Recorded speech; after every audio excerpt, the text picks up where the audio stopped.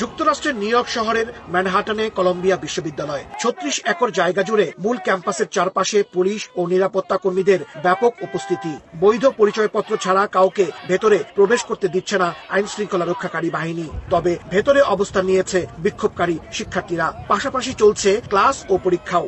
গাজায় ইসরায়েলি হত্যাযজ্ঞের বিরুদ্ধে এ বিশ্ববিদ্যালয়ে প্রতিবাদ কর্মসূচিতে অংশ নিচ্ছেন বেশ কয়েকজন বাংলাদেশি শিক্ষার্থী। এরই মধ্যে আন্দোলনের শুরুতে প্রতিবাদকারী বাংলাদেশি ছাত্রী মাইমুনা ইসলাম নুহাকে বহিষ্কার করেছে বিশ্ববিদ্যালয় কর্তৃপক্ষ।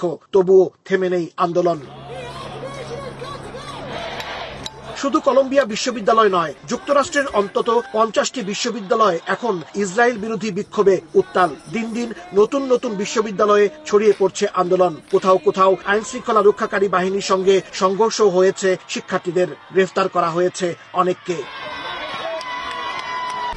1, 2, 3 ঢাকায় জমি জিতে নিন 100% ক্যাশব্যাক সহ 20 কোটি টাকার পুরস্কার।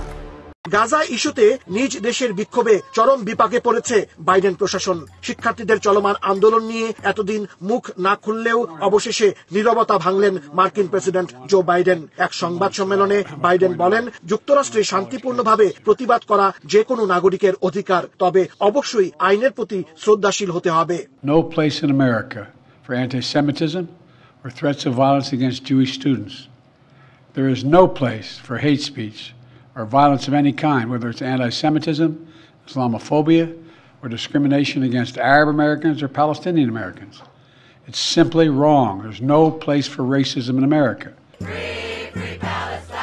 যুক্তরাষ্ট্রের বিভিন্ন বিশ্ববিদ্যালয়ে হাজারো বাংলাদেশি শিক্ষার্থী আন্দোলন চালিয়ে যাচ্ছেন। কলম্বিয়া বিশ্ববিদ্যালয়ে সক্রিয়ভাবে প্রতিবাদে অংশ নিচ্ছেন অন্তত 100 বাংলাদেশি শিক্ষার্থী। তারা বলছেন, দাবি না মানা পর্যন্ত তাদের আন্দোলন অব্যাহত থাকবে। হাসানুজ্জামান সাকি, সময় সংবাদ, নিউ ইয়র্ক।